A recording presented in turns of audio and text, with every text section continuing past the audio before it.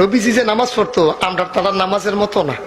আমরা তারা তো নামাজের ভিতরে অনেক দায়িত্ব আছে, তো কেন ডাইনে চায় বামে চায় কেডা আইসে না আইসে, এটা দরকার আছে, এটা দরকার আছে, একটা দায়িত্ব না এটা।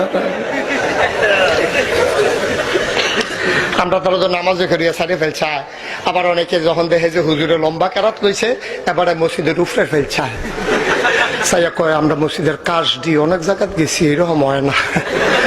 আগিলা দিনের মিস্ত্রি কাজ অন্যরকম, এবারে হিসাব মিলাইতে আছে নামাজও করি নাউজুবিল্লাহ কেন তো বেড়াইতের নামাজ যেমন তোমার বেড়িতের নামাজ তো আরো জঘন্য কইলে তোমরা কি বেড়িতের নামাজ যেই জঘন্য তারা জীবনের টাইম মতো নামাজ পড়তে পারে না।